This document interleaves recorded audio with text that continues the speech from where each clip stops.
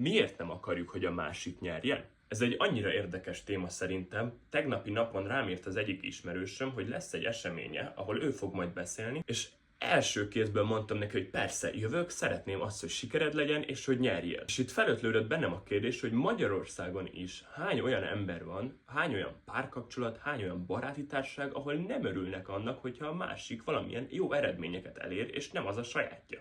És nagyon remélem, hogy ez a videó el fog jutni egy pár olyan emberhez, akiknek tényleg el kell azon gondolkodnia, hogyha ő maguk sikeres leszek, akkor hány ember fog neki örülni? Mert hogyha eddig úgy állt hozzá, hogy a másikénak nem örül, akkor az övének miért örüljön bárki is? És néha van olyan pillanat, amikor a haverod vagy bárki elér egy kicsi dolgot is, akkor azért tedd oda magad, és mondd neki azt, hogy baszki, büszke vagyok rád, ezt megcsináltad, túl vagy rajta, mert hidd el nekem, hogy ez néha jobb, mint egy igazi karácsonyi ajándék. És tényleg akkor csicska az ember, hogyha csak karácsonykor ad valamit a másiknak, nem pedig úgy, hogy tegyük fel, most ráírsz, hogy baszki haver, sikerült neked, ügyes vagy, büszke vagyok rád. Most ezt a videót küld el egy olyan embernek, akinek tényleg kívánod azt, hogy sikere legyen, mert sokkal többet fog neki ez jelenteni. Nekem van olyan ismerősöm, aki vállalkozó, és tök jól megy neki, és nem irigykedek, hanem azt mondom neki, hogy nyomjad már. Van olyan ismerősöm, akivel 5 évvel ezelőtt volt egy üzletem, és eddig annyit láttam, hogy TikTokon riposztolja azt, hogy Amerikába szeretne menni. És most kint van,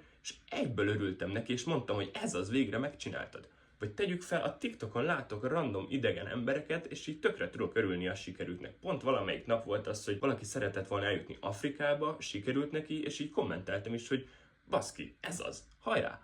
Vagy van olyan ismerősöm is, aki éppen Hollandiában tanul, és onnan kezdi el a tiktokozást, és amikor elkezdte, egyből írtam neki, figyelj, ezeket csináld, azt ne, és annyit látok, hogy csinálja, és örülök neki, és így ott vagyok tényleg az első naptól kezdve néhány ember életébe, akik elkezdtek ezen a jó úton haladni, és tényleg mindenkinek azt tudom mondani, hogy nyomják csak. Néha van olyan pillanat, amikor az embernek magába kell néznie, és értékelni azt, hogy milyen emberek veszik körül. Hogyha olyanok, hogy tényleg tudsz örülni közösen a sikerüknek, akkor hidd el nekem, hogyha neked sikerül, akkor ők ugyanúgy örülni fognak. Én nem ismerlek téged, aki ezt nézi, de azt tudom neked mondani, hogy ha még most senki nem mondta, akkor büszke vagyok rád, és köszönöm, hogy köztünk vagy.